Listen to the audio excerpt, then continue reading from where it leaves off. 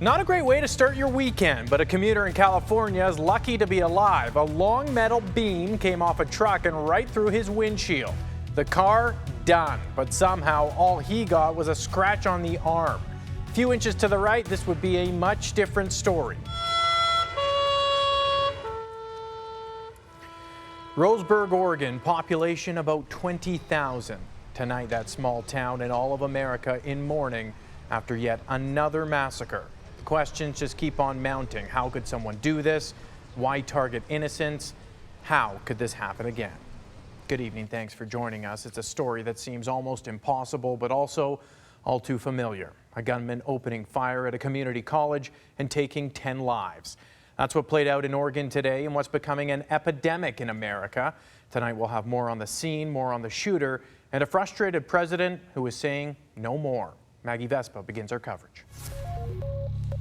Good evening, thanks for joining us. Their journey has been unthinkable. Their freedom, the ultimate prize. 20 Syrian refugees arrived in Calgary today, leaving behind a whirlwind of war and so many sleepless nights. They were welcomed by Trudeau in Toronto, but their new life in Canada truly begins tonight. Well, 2016 is only 4 days old, but already Calgarians are on edge after another shooting. Early this morning, a man was shot multiple times in Crescent Heights. He's still in hospital. The suspect's still on the run. And while it's a new year, it's the same old problem for police. Hey there. Sorry, just dealing with something here. Unless you've been living under a rock, you know that the new Star Wars opened tonight. The Force Awakens. Speaking of rock, I see you under there, buddy. You're not fooling anyone. Now, there's a lot of Hollywood hoopla around this one, but thanks to the amazing graphics these days, this could truly be a record breaker and out of this world. Get it? In a city that bustles with business, thousands climb the towers into Calgary's concrete jungle every day. But Kyle Semenchuk doesn't exactly bring a briefcase to his job.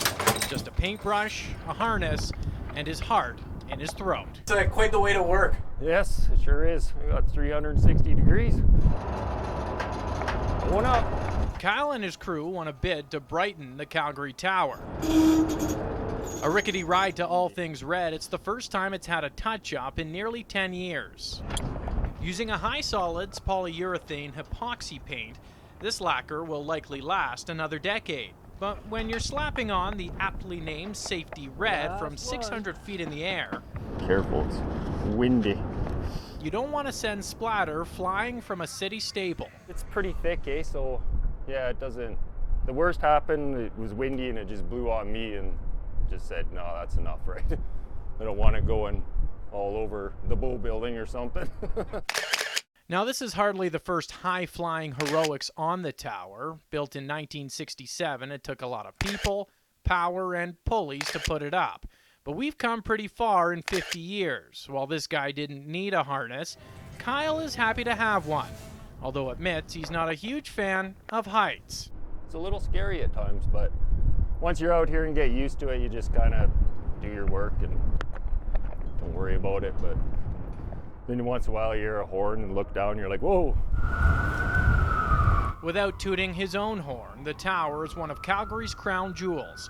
And while Kyle gives it a fresh coat, there's also a feeling of warmth from within. There's a certain level of pride that comes with it, right? Like paint a iconic piece of Calgary, and yeah, it's pretty cool. Ready? Yep. But to fittingly use a line from Spider-Man, with great power comes great responsibility.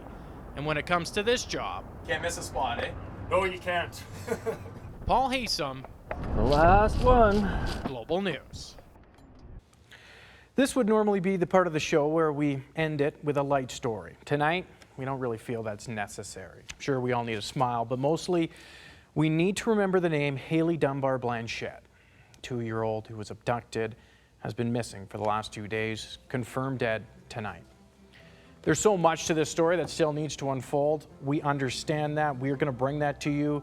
For now, we just want to show our respect for a little girl who was taken far too soon. Go out there and hug your kids as soon as you can. For everyone who can't do that. Thanks for joining us. Good night.